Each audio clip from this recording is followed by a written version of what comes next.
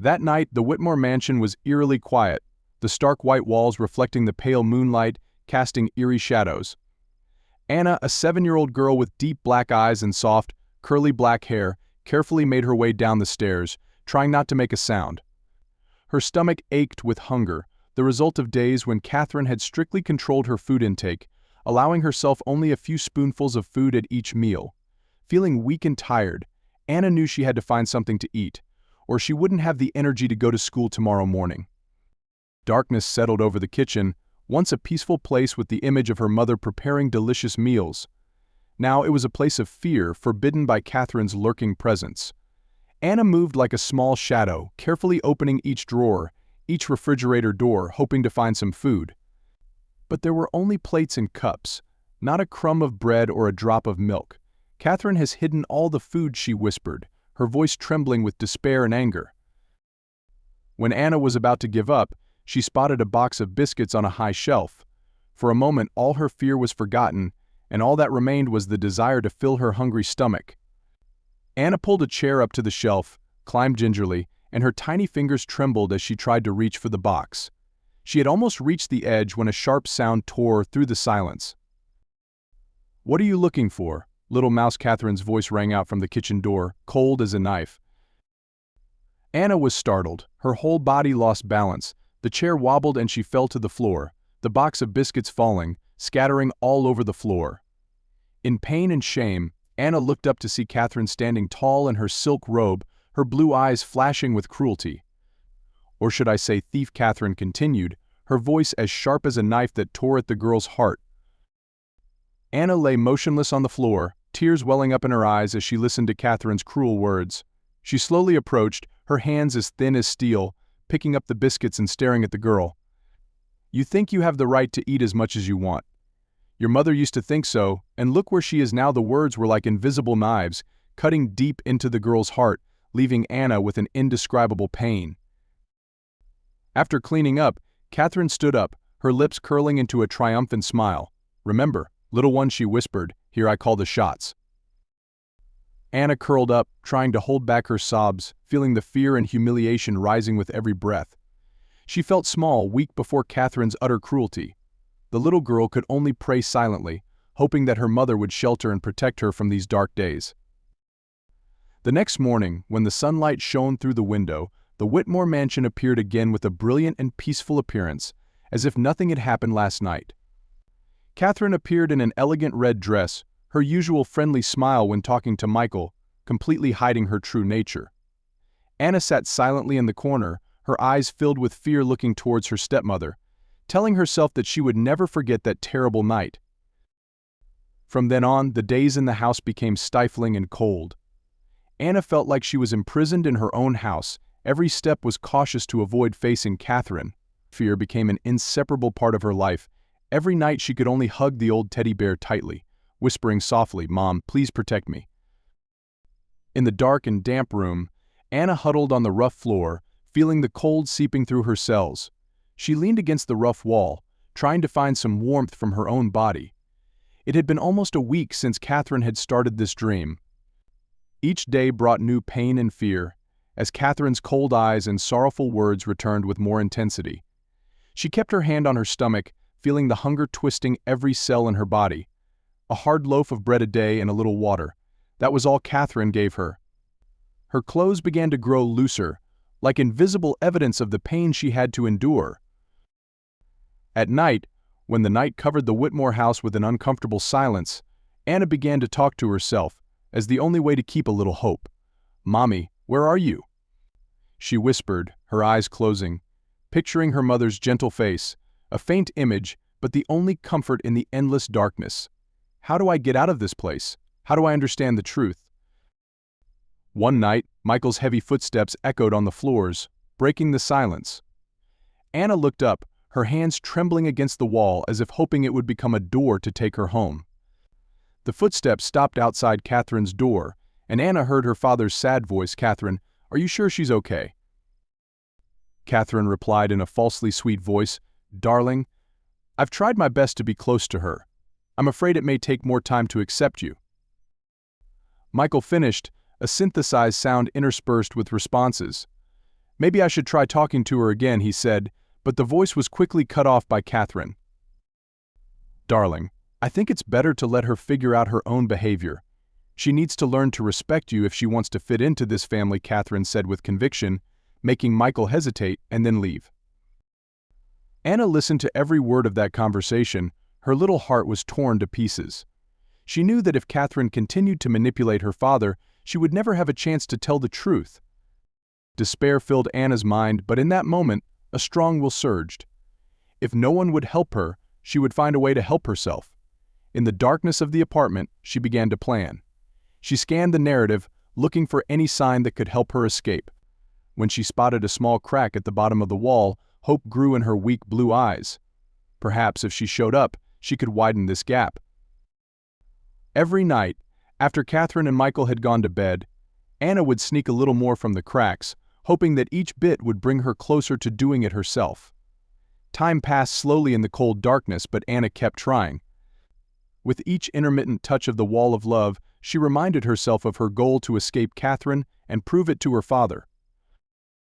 One night, as she was honing her craft, the door to her room suddenly opened. The light from the electric lamp made her jump back, her heart pounding with fear. Standing in the doorway was Catherine, her eyes glowing with the familiar cruelty.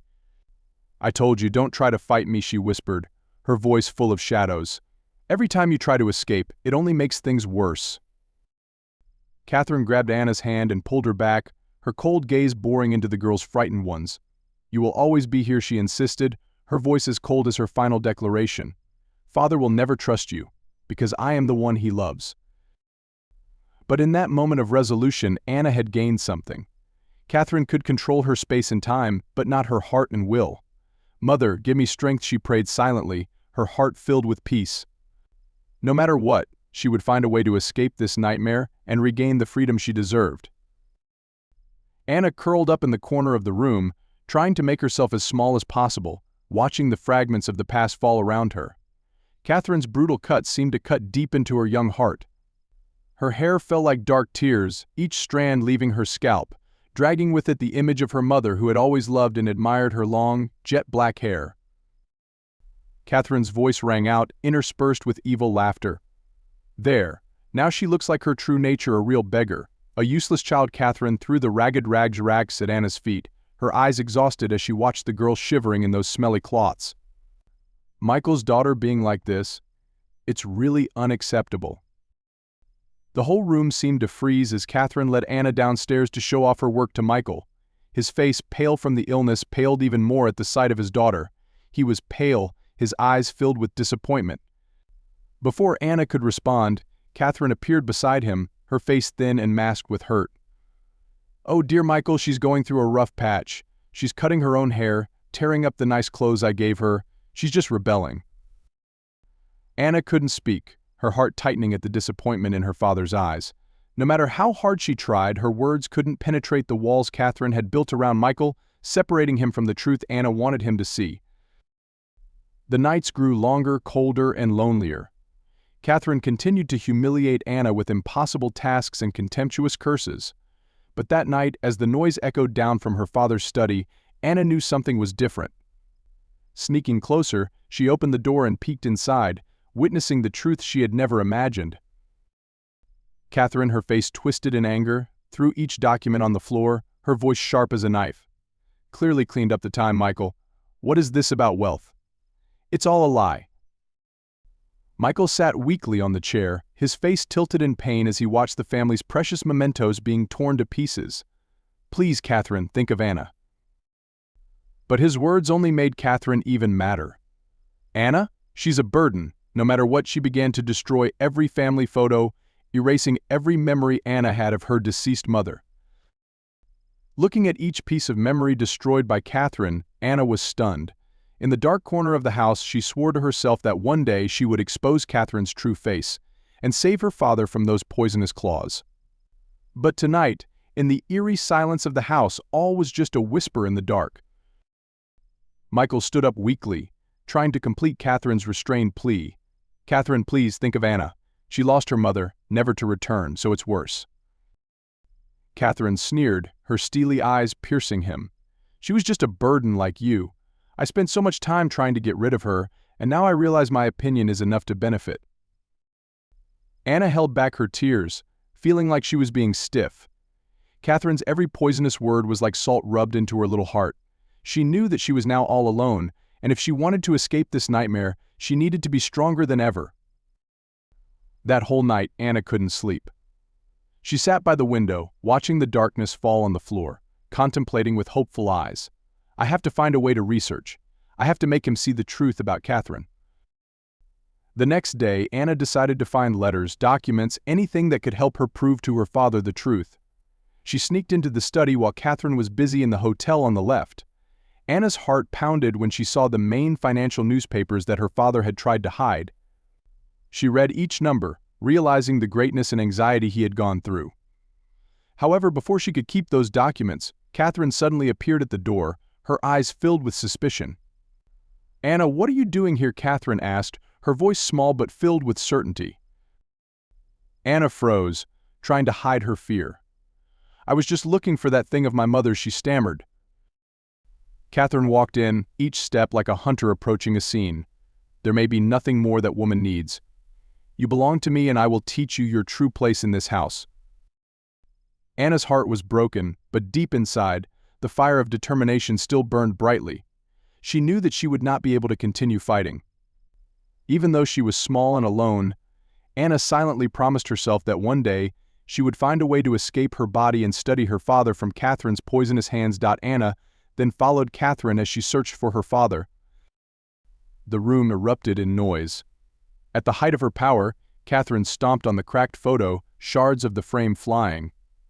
"That's what I thought of all your lies," she growled, her eyes shining with determination.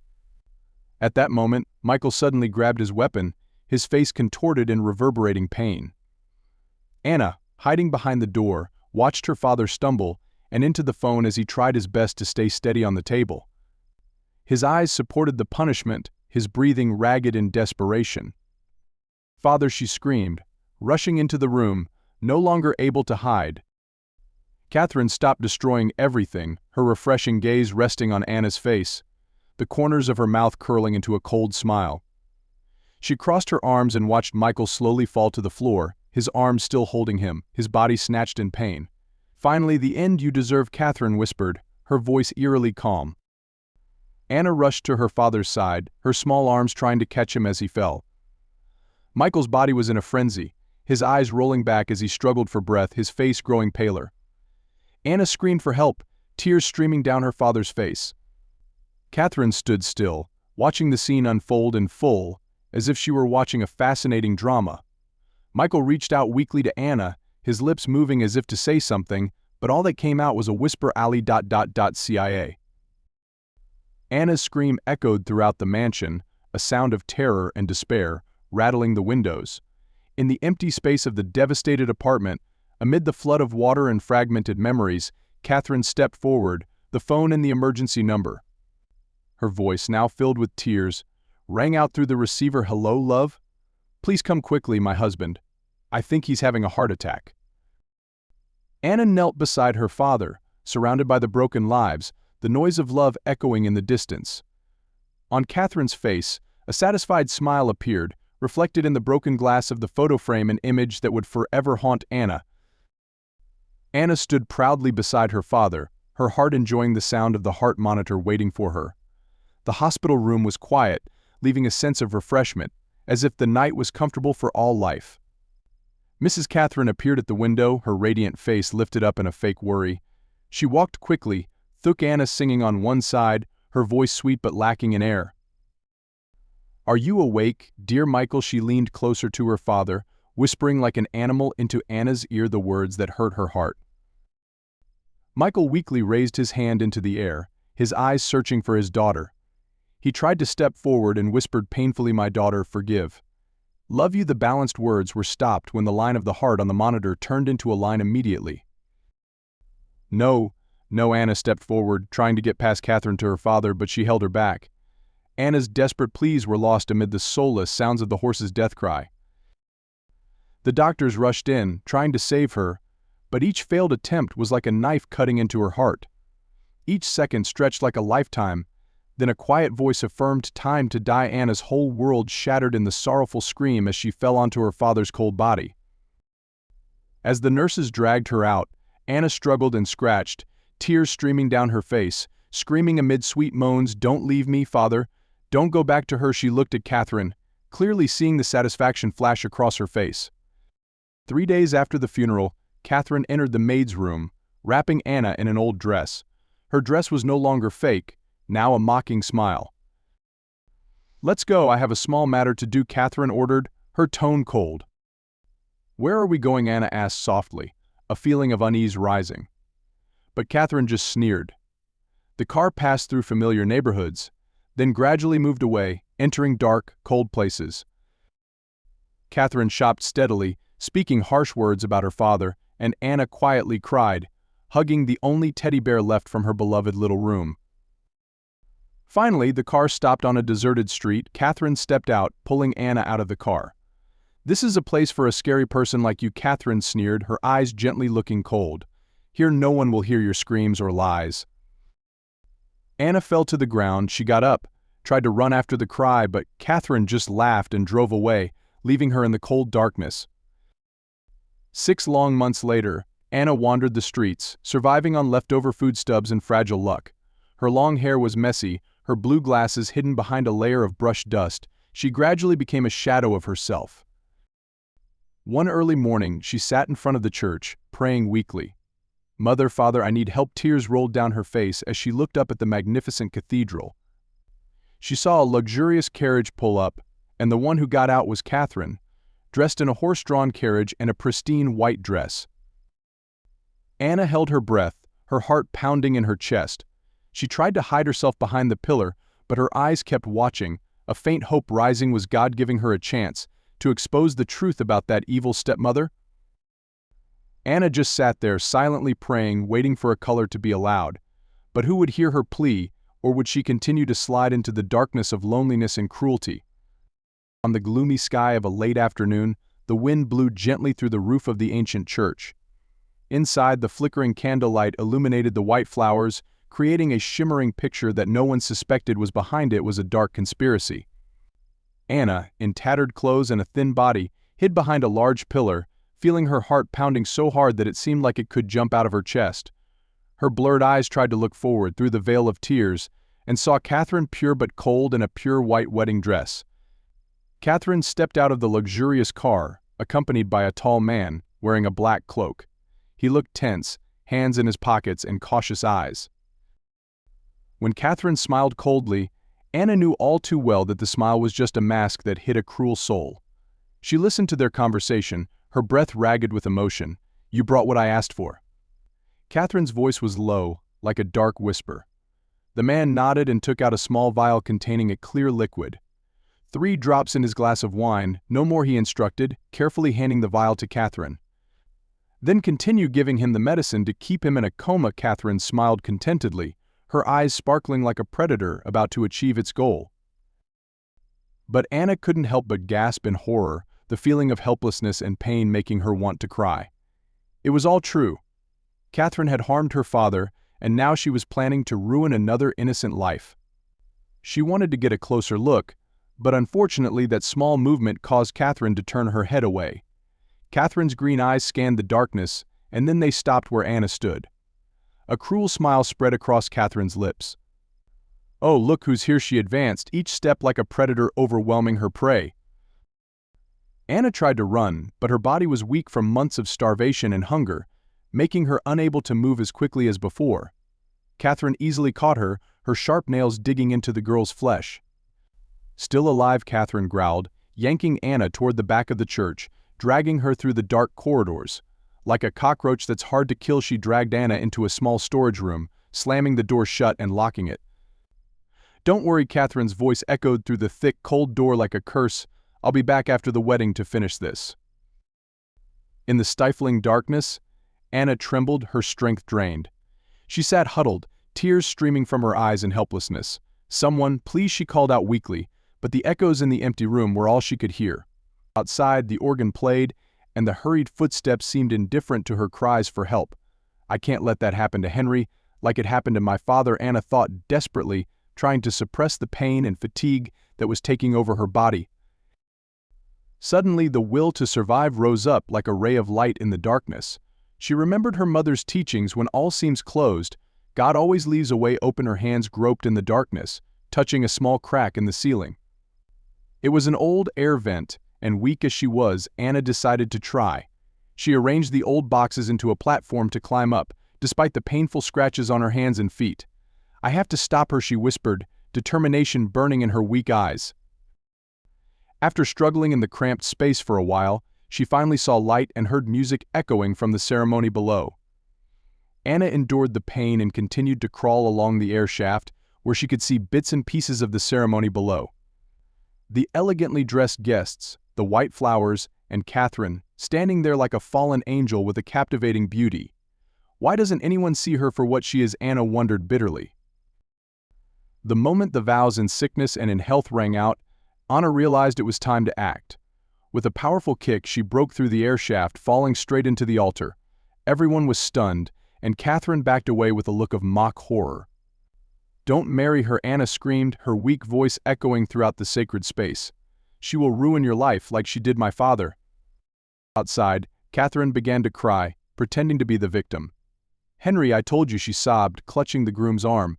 "This girl never accepted your marriage to her father." But Anna remained resolute, her eyes fixed on Henry, pleading, "Check her bag. She has a potion. She intends to harm you." Henry hesitated, his eyes a mixture of anger and hesitation. The scene before his eyes made everyone confused. The entire church seemed to freeze. The light from the flickering candles illuminated each person's face, each expression and thought overlapping. After all her desperate efforts to save Henry from Catherine's evil trap, Anna was still thrown out of the church, her heart torn to pieces. Outside, she tried to hold back her tears, partly out of despair, partly out of guilt that she had not been able to protect the person she loved as her father had told her to. Standing in front of the church door, she looked inside through the stained glass, saw Catherine smiling and Henry enchanted, unaware of the dangers that awaited. At this moment, at the luxurious hotel where they would spend their wedding night, Catherine was busy preparing every little detail for her perfect ending. Henry sat in the corner of the room, pretending to be attentive to the screen, but in reality he could not take his eyes off Catherine's every move. Anna's words still rang in his ears, but he told himself to keep quiet, to verify everything before having any reaction. When Catherine came to the bar, gently opened the small bottle hidden in her skirt pocket, and poured a few drops of clear liquid into Henry's wine glass, he understood that Anna's words were true. Henry's heart tightened, but his face remained expressionless. He quietly changed the position of the two glasses and sat back in his original place, pretending that nothing had happened. Catherine entered the room, her clothes still perfect and her face shining with triumph. "To our love," she said, raising her glass. Henry gently touched the glass, his eyes still not leaving her. After a few sips of wine, Catherine began to feel strange, her face pale, her eyes gradually showing panic. "Henry, what have you done?" she whispered, the sweetness gradually disappearing, replaced by horror as she realized she had been exposed. Henry stood up, his eyes cold and hateful. "I only let you taste your own poison, Catherine. You turned this wedding night into a nightmare." In pain, Catherine collapsed, her eyes flashing with hatred. Her flawless skin was now red with fear and anger. "You know everything," she almost whispered, her voice trembling uncontrollably. Henry stood up, moving closer, his expression both gentle and cold to the point of fear. "A poor girl opened my eyes to the truth. I only pretended not to believe her to see how far you would go. She should be here now because I brought her to our home." Hearing that, Catherine completely collapsed, her body sliding down to the floor, her pure white wedding dress spilling out onto the floor, like milk foam. She whispered, her voice lost, "I should have ended it all when I had the chance." The image of the little girl appeared in her mind, her cries that day echoed clear, and Catherine felt the anger she had caused. Henry leaned down, looking into Catherine's frightened eyes. "Not just her father?" he asked, his voice cold, his eyes filled with horror. "How many people have you destroyed?" Catherine, she tried to answer, but only a weak sound came out. The shadows began to close in, the light fading from her eyes. Her last thoughts were of love, of Rose who had survived, of Henry who had discovered her plan, and of all the people she had destroyed to achieve her goal. Henry stood up, looking at Catherine's unconscious body on the cold floor, her wedding dress now soaked with dirt and spilled wine. He pulled out his phone and made a call. "It's done," he said coldly. "Call the police and an ambulance. It's time for Catherine Whitmore to pay for her crimes." Sirens pierced the silence as police cars and ambulances arrived at the lavish hotel. Red and blue lights flickered on the windows of the presidential suite, where Catherine lay unconscious on the Persian carpet, her wedding dress spread out around her like broken angel wings. Henry stood there, his eyes a mixture of horror and relief as he recounted the events of that night to the policewoman. "She confessed," he said firmly. "She confessed to killing not only her first husband but also her last wife." The paramedics quickly hooked up a monitor and prepared to rush Catherine to the emergency room. One of the doctors approached Henry, his face grave. "Her condition is critical," he announced. "We need to get her to a hospital immediately. Every minute makes a difference." As Catherine peered into the dimness of the hospital room, her consciousness slowly returned like a snake crawling along the sand, cold and dangerous. The monotonous beeping of the heart monitor beside her only added to her anxiety, each sound like a reminder of her failed cushion. Though the tubes and wires crisscrossing her body felt like a shackle, the strong fissures that had kept her will strong throughout her coma continued to give her the strength to carry out the planned payments. "Henry." That Anna, Catherine hissed through her teeth, her cold eyes flashing a faint pink. Those who had paid the debt would pay. But first, she needed to get out of here. With slow, painful movements, Catherine reached for the mute button on the heart monitor, slowly pulling the electrodes from her weapon. The pain spread throughout her body, but she answered the guard. The oxygen tube in her nose was also pulled out by her, the blood on her hand dripped red, but there was nothing that could break her. Finally, she stood up quietly, her legs seemed to want to sink, but Catherine moved forward, leaning on the bed to stand straight. When her feet hit the cold floor, her body trembled like leaves in the wind, but the rose in her heart helped her continue to walk step by step towards the door. Through the slightly open door, Catherine saw the police assigned to guard her fall down on the saddle, saying. A faint smile appeared on her pale lips. Everyone always looked down on her. Returning to the room, she found the old clothes on the bezel next to the bed. Despite the money, Catherine was careful not to let any movement be detected. Her sharp eyes scanned the room until their gaze stopped at the window. That would be her escape route.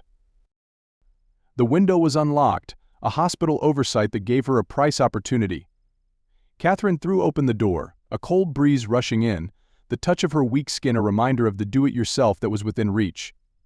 She eased through the window, her hand grasping a nearby tree branch, taking a deep breath before lowering herself. The rustling bark of the branch cut into her hand, but the adrenaline kept her from feeling the pain. Catherine slowly made her way down the steps, her body running so hard, but the desire for revenge overrode all the pain. When her feet touched the ground, a triumphant joy filled her heart. Her eyes turned to Henry's hotel, where her enemy was hiding in a blanket of lies. "I'll be back," she whispered, stepping into the darkness of the night, a shadowy figure hidden in the trees. This morning, a scream of horror echoed through the hospital corridor as the nurse discovered the empty room. The policeman woke up in horror, realizing his career might have ended with last night's shift. Everyone walked back to the apartment, leaving only the empty hospital, the torn chains hanging in the air. Meanwhile, Catherine had returned to life, hiding from all eyes of the world. But the silence did not last long. Every step on the way home was a heartbeat like a warning that she was now living outside the law. She did not care, because in her there was only one goal: revenge. In the apartment, Anna held the hot chocolate tightly in her hands, breathing hard as she felt the warmth creeping through her fingers. Strange, she thought, looking at her reflection in the dark chocolate. I don't feel the tingling anymore, but the fear hasn't gone away. Henry entered the room, stepping softly, trying not to startle Anna. He sat down in a nearby armchair, keeping her at a comfortable distance. Anna, he said softly, there's something I want to tell you. On your wedding day, when you stormed into the church, I didn't order you to kiss me like everyone thinks. Anna looked up, her eyes flickering. But you greeted me in the face, she said softly, the painful memory flooding back. You called me a crazy beggar. Henry moved gently. I need Catherine to believe that I don't care what you say. but in your desperate eyes I know you're telling the truth." The first tears rolled down Anna's cheeks, mixing with the hot chocolate she was holding. "You believe me," her voice was sweet. "Even when everyone laughs and calls me crazy." Henry nodded, his voice gentle but firm. "I see the pain of a child trying to save another. No child could have done that." Anna stood up, her shoulders rising under the weight of comfort, the pain and fatigue of 6 months of drifting without a home. Henry gently took the chocolate cocktail from her hands, letting her let it all out. The tears that moved down were no longer fear, but relief. Outside, the sunlight began to fade, long shadows changing the high windows of the mansion, creating no strange phenomena. "You're safe now," Henry said softly. "Catherine's in the hospital, and when she wakes up, she'll be comfortable." Anna held her old teddy bear tightly, the last thing left of her old life. "Where to go now?" she asked, her voice filled with worry. "There's no one else in this world." Then all the lights in the apartment flickered, then went out, plunging the space into deep darkness. The sound of the door locking automatically echoed in the language of action. Henry stood up immediately, placing himself between Anna and the door, and she huddled in the saddle, her arms around the teddy bear, as if clinging to her last bit of safety. "Watch out," Henrietta whispered, her voice trembling. "Something isn't right." A faint sound came from the hallway, as if someone was approaching. Anna's heart pounded in her cage, every nerve on edge. She knew the sound, familiar with the ability to chill her blood. Those footsteps, she had heard them on nights when her stepmother had snuck into her room. And then, in the darkness, a figure emerged, a familiar face of glass but now sharpened by lobes. Catherine, pale after dusk, appeared in the dim light from the window, holding a shiny metal object in her hand. How touching! Catherine's soft but cold voice rang out, like a knife cutting through the night. "The beggar girl has a new protector." Henry took a step forward, shielding Anna, but Catherine was quick as lightning, raising her hand in warning. "Don't move," she growled. "I'll have to hurt you before it's time." Catherine's face was twisted in rage, her eyes fixed on Anna. "You," she hissed, stepping closer, "you've ruined everything." Catherine's fury pushed Henry into the device. He tried to fight back, but Catherine turned, her eyes sharp. "You and your mother," she sneered, her eyes cold, "are two idiots. That's why you both disappeared." Anna backed away, her heart pounding. "Why did you have to destroy my family?" she asked, her voice low and firm. "Your family? You're pathetic. A mediocre mother, a weak father, and a nasty child." Catherine laughed coldly. "I deserve more money, power, and respect." As the last words trailed off, Henry lunged forward, but Catherine spun, the sharp object in her hand raised to restrain him. "Don't be stupid," she sneered. "This is a family matter." In those few seconds, something in Anna changed. 6 months on the streets had taught her to channel her fear into strength. "You will never have true love or respect," she said, her voice suddenly strong. "You're just a cruel, unloving person." Anna's words were like a blow to Catherine's face. She turned, her face showing her rage. Maybe she shouted, the sharp blade in her hand raised high. "I'll send you to your mother." Time seemed to stop as Catherine rushed forward, the faint moonlight reflecting off the sharp object, giving it a cold, icy glow. Anna saw it all in a split second, and then in those few seconds, she could only think of one thing: "Mother, forgive me for not being strong enough." A blur of movement crossed the room, and the sound of bodies colliding echoed off the walls. The last thing Anna saw before closing her eyes was Henry throwing himself between her and Catherine, his body acting as a human shield against his stepmother's murderous fury. The scream that followed was deafening, filling the mansion with a sound that Anna knew would haunt her nightmares forever. Time seemed to freeze as Henry positioned himself between Anna and Catherine. A metallic glint sliced through the air, finding its target not the heart of the innocent girl, but Henry's chest. The sharp impact was followed by a profound silence, broken only by Henry's startled gasp as he staggered backward. "Run, Anna," he whispered, his voice already weak as his legs gave way beneath him. "Don't let her get you too." Catherine stepped back, a look of perverse satisfaction crossing her face as she watched Henry crumple to the floor. His white shirt grew dark, stained with a spreading crimson blotch. His eyes met Anna's, trying to convey strength even as his own life ebbed away. "Why, dear?" Catherine asked, her voice strangely soft. Why sacrifice yourself for a child you don't even know?" With every effort he could muster, Henry replied, "Because there are things worth dying to protect, something you'll never understand." Tears streamed down Anna's face as she watched Henry's blood spread across the Persian rug. This was a scene she'd witnessed too many times. Another protector, another good man sacrificed at the hands of the woman who had destroyed her family. Desperation clawed at her heart. "I can't lose anyone else. I can't let her win again." The moonlight streamed through the tall windows, casting eerie shadows across the room. Catherine twirled the bloodied object between her fingers, contemplating her next move with the calm of a predator that had tasted victory. "Oh, Henry," she said, stepping closer to his body, "you could have had it all: wealth, power, a devoted wife. But you chose the wrong side of this story." Henry coughed, the sound wet and troubling, as he struggled to move. His eyes found Anna's again, and with a barely perceptible nod he mouthed, "Go get help." Anna's legs felt like lead, yet the message was clear. She forced herself to turn toward the door, every step agony as she left him behind. Catherine seemed oblivious to Anna's movement, absorbed in her victory as she circled Henry. "It's poetic, don't you think?" she mused, her voice almost melodic in its cruelty. "You tried to stand in my way, and now here you are, staining your own precious rug."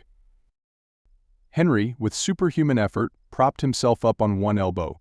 His movement caught Catherine's attention, and she leaned down, watching him closely, momentarily forgetting about Anna. Still playing the hero she taunted, her voice dripping with derision. So touching. So futile. Seizing the opportunity, Anna crept silently toward the door. Her heart hammered as she reached for the handle, praying it wouldn't creak. But fate was not on her side. The wood groaned under her touch, piercing the silence. Catherine spun around, her eyes blazing with fury. "Where do you think you're going, dear?" she hissed, taking a step forward. But Henry, gathering his last reserves of strength, grabbed her ankle, momentarily halting her advance. "Run," he shouted, his voice filled with pain and urgency. Anna didn't look back. She sprinted down the dimly lit hallway, her bare feet soundless against the marble floor. Behind her, she could hear the sounds of struggle and Catherine's furious voice, "You little pest. Come back here." The mansion seemed endless as Anna ran, her heart pounding like a war drum. Every second away from Henry was torment, but she knew it was her only chance to save him. "Please don't let him die," she prayed silently, tears blurring her vision. "Don't let her hurt anyone else." Catherine's voice floated through the corridors, a chilling sing-song in the dark. "Anna, darling, why make this difficult? Come to me. Let's end our family story." Anna's heart froze as she found herself in a dead-end hallway, trapped against a large window. A familiar set of lights caught her eye, blue and red flashes reflecting off the glass. Sirens filled the night, shattering the oppressive silence. Catherine's eyes widened, disbelief flickering across her face. "Impossible," she whispered, stepping back. A small device slipped from Anna's pocket, the panic button Henry had given her. The echo of doors being kicked in followed, accompanied by authoritative voices calling out orders. Catherine's face contorted with rage as she spun around, but it was too late. Police officers ascended the stairs, flashlights piercing the darkness like blades. Her capture was swift and brutal. She fought and screamed as they handcuffed her, her voice a torrent of accusations and threats. "You don't understand," she screamed. "That girl destroyed my life. I need to finish what I started." Her words only tightened the cuffs around her wrists. As Catherine was escorted away, Anna raced back to the room where Henry lay, her heart pounding with dread. Paramedics were already bent over him, their hands moving swiftly. The Persian rug was soaked in his blood, his face pale as paper. Anna clutched her hands in silent prayer. "Please, don't let him die. Not like my father." The medical staff worked quickly, connecting Henry to the machine and applying emergency bandages. The tense moments in the hospital waiting room, where Anna desperately prayed for Henry, the only person who believed in and protected her all this time. The atmosphere around her seemed heavier when she heard the urgent sounds of the medical crown in the infirmary room. Holding the old teddy bear, the only memory of her mother, Anna narrowed her eyes, whispering fervent prayers. Time passed in a flash, until the doctor appeared with a gentle smile on his lips, announcing that Henry had overcome the danger. She relaxed, "Please relax." A few days later, she was allowed to go to the ICU to visit Henry. He lay there, motionless but still breathing. She held his hand tightly, feeling the warmth, like a system allowed to control her heart. In the following days, Anna was always by Henry's bedside. Her eyes never left his every little movement, waiting for the moment he woke up. On the third day, when she felt Henry's fingers move gently, she was so happy that she cried. When Henry opened his eyes and saw Anna's worried face, he gave her a weak kiss. "You won't leave me, will you?" she replied, a gentle smile on her lips. "I'll always be here." In the following weeks, Henry gradually recovered. A deep connection between them, each moment together seemed to heal both of their wounds. Henry helped Anna reorganize her life, from returning to school to small daily activities. In bright places, they sat together, sharing their dreams and plans for the future. Henry promised to always be by her side, no matter what difficulties occurred. As time passed, Anna found joy and peace in the arms of the person she considered a true family. Henry supported her in psychotherapy, helping her gradually overcome the deep wounds of the past. After each therapy session, they shared their favorite ice cream, creating a precious little tradition. One time, Anna held Henry's hand and whispered, "Thank you, Dad, for giving me time to heal."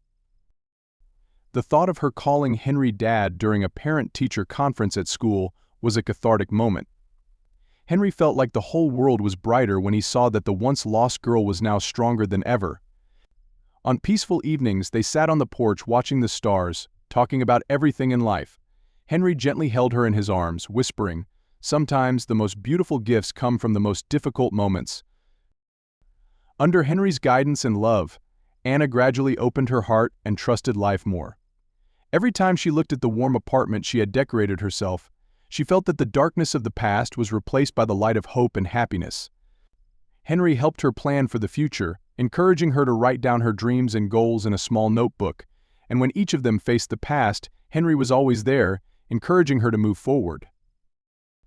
The day Anna graduated from elementary school was a sacred moment when Henry saw his little warrior radiantly receiving her diploma, her face filled with the light of overcoming, a promise for the future.